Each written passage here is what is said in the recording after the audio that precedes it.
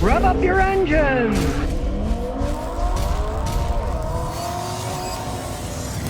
Well, California, the land of woke people, they have a new law. If the police pull you over, they cannot start by saying, "Do you know why I pulled you over?" Yes, they are that woke in California. The cops can't say, "Do you know why I pulled you over?" No, they're not allowed to do that. I guess woke people don't like it for some reason. Maybe they don't like the guessing game. Well, starting in January 2024, the police officers in California can no longer say, "Do you know why I pulled you over?" They must instead state the purpose of why they pulled you over before they ask you any questions. Kind of a moot point, you know?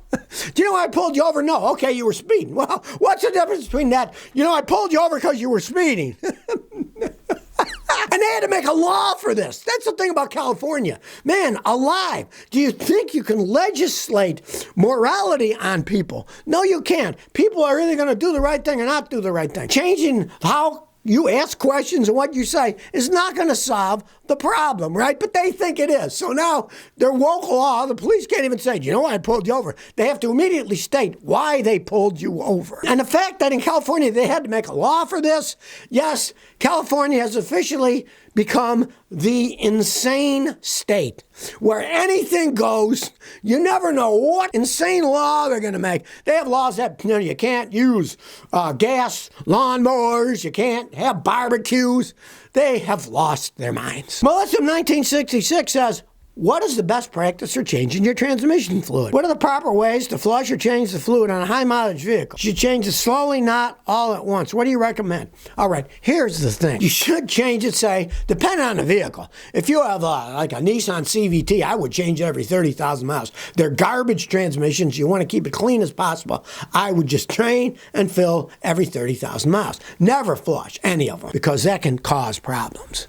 I only advise a flush if you got a car that won't even move and you want to try a flush. What the heck? It doesn't even move. Maybe it'll get some crud out. Maybe it'll start moving again. But I've seen people flush cars that work perfectly fine. After the flush, they started slipping and they had to rebuild the transmission. So I'd never advise doing that. Now, if you have a car that's got over 100,000 miles and you don't know the history, maybe that transmission fluid was never changed, you're kind of screwed then because they shift by pressure differential. Dirty fluid has a lot more friction from the dirt. And so it actually works better in a kind of worn-out transmission because of that extra friction. And if you drain all that fluid out and put new fluid that's more slippery, they start slipping. I see that all the time, right? If you are worried with an old car, the first thing I would say, drain the transmission, take the pan off, change the filter, save the old fluid, and I would put the old fluid back in. Then you got the same high-friction fluid, but you got a new filter in the system. That's what I advise doing if you don't know the history of it whatsoever. Otherwise, I've seen so many people,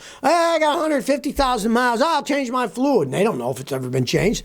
They drop the pan, they change the fluid and filter, they put it in, they immediately start shifting weird or slip and don't even move down the road. So always remember that you want to do it frequently or leave it alone. Maybe just change the filter if you got one with a filter on it.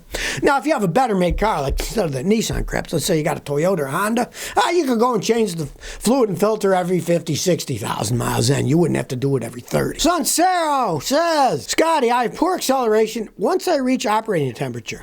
I got a 2001 Mazda Protege. It works fine until the car's running and the temperature gauge gets to normal. Then, however much I press the gas, I have to pull over and drive slowly at 2,000 RPM until it picks up. And sometimes it backfires out of the exhaust. Cylinder compression is between 140 and 150. Fuel pressure is normal. What do you think?" I think you have a clogged catalytic converter. It's an old vehicle. What years? It's a 2001. You got 180,000 miles. What you want to do, go to a mechanic like me, or if you want to buy a pressure gauge, buy them. You can get them for 50, 60 bucks. Then you would take out one of the oxygen sensors and you'd screw the pressure gauge where the oxygen sensor was on the exhaust. Then start it up. A car before the catalytic converter should have no back pressure at all. Maybe half a pound PSI or something like that. But if you put a gauge on it once it's warmed up and you got 3, 4, 5, 6, 7, 8 pounds more pressure per square inch, that means your catalytic converter is clogged up. And I see that all the time. Once it heats up, it clogs up entirely and then it won't go. That's very typical. Very typical. I would check that first before I do anything else. But I would also, you said you checked the fuel pump, but here's what you want to do. Because sometimes you can get pressure but not volume, right? Change the fuel filter first. Because if the fuel filter's clogged, once it starts pumping, it starts backing up pressure, and then it won't go that fast. So it could be just a bad fuel filter. Simple as that. And it's easy enough to change. I changed that first, and if that's not it, pressure test the catalytic converter, because they will clog up after they heat up, and then they clog up, and you can't go. And you said you heard a backfire coming out of the exhaust. To me, that makes a lot of sense. If it's clogged up, you can get backfiring too. Death Metal Junkie says, can it be safe to drive with the bad catalytic converter for a good while with the cat cleaners in it? I got an '05 Nissan Maxima.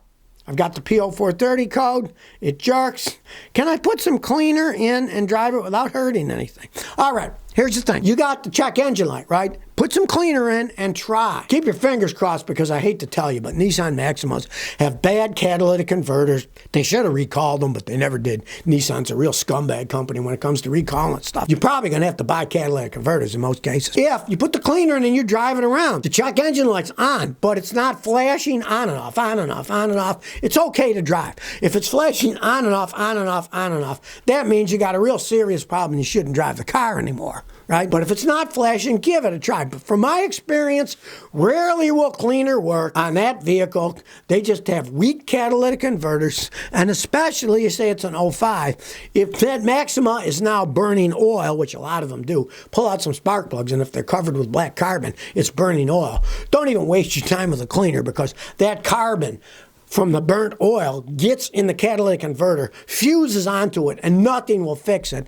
other than replacing the catalytic converter, unfortunately. Bolesia says, why are my new brake pads squeaking? Scotty, I put new brake pads on all sets of my '06 Infiniti. Within 5 days, the brakes are squeaking again. What's up? One of two things. Brake pads squeeze the rotors, right? Rotors originally start out as flat and not glossy. As you drive, the steel on the rotors gets polished and they get real shiny. A lot of times, you bought new brake pads on, you left the old rotors on. As soon as the coating wears off of the new brake pads, if they're on shiny rotors, they will start squeaking. It is unfortunate, but that's what happens. It won't mean anything, but it'll make noise because you got new pads on old shiny rotors. If you had to buy all four rotors, it can get pretty expensive, right? From my experience, now you might have bought cheaper pads. From my experience with all the cars, and especially with Infinitis, is if you buy Akebono brake pads, it's a Japanese company, Akebono. I have had cars that had super shiny rotors, and the customer said, look, I don't really like noise, but I don't want to buy all four rotors. I'll say, look, if you want to pay a little bit extra, we can put on Akebono brake pads because they cost more, and then you probably won't get any noise. Right? I'd put them on. It wouldn't make any noise because the Akebono ceramic pads are really well made and they generally don't make noise. So your choice is live with it or try Akebono pads or buy all four rotors, which costs an awful lot of money. So, now you know what the truth is and you can see, do you want to live with the squeak or do you want to get rid of the squeak by just buying pads or do you want to change rotors too? Finally, somebody's using their head about electric vehicles. Forklift trucks are now using hydrogen fuel cells to create electricity. That's what people should have done with electric technology to begin with. Don't start big with giant cars and trucks. Start small with forklifts. And of course, the hydrogen fuel cell, they put hydrogen in a tank of the forklift, then that goes to the fuel cell, generates electricity, there's no pollution, so they can drive around the factory all they want, right, without polluting, like a gasoline one or a natural gas one, that's still going to burn out carbon dioxide and stuff, right? Well, this doesn't put out hardly anything at all. It just makes electricity and water vapor, a little bit of heat. That makes sense, right? And the forklift guys love it because they said, we didn't like the electric battery ones. We had to keep charging the batteries. We had too much downtime. There's no downtime with the fuel cells. Why people have to start big? No, they should start small. Now, you might not realize this, but Amazon already has 15,000 fuel cell forklifts in all their warehouses, and they're going to add a bunch more. It's only logical. Finally, somebody used their brain. They didn't think, well, let's build a gigantic 18-wheeler. We'll start there. No, start with forklifts. Make the technology, show that it works, and then expand it as it can be expanded. Because, warehouses, you can have hydrogen storage things to fill them up right there. Real easy, right? It's a different thing when you got a big giant truck that needs a bunch of it traveling all over the country. You need a different infrastructure. You don't if you have a bunch of warehouses with them. And it's perfect for warehouses. No pollution. You don't have to have any downtime, charging the batteries up and all that stuff. Sounds like somebody finally has their head on straight. So if you never want to miss another one of my new car repair videos, remember to ring that bell.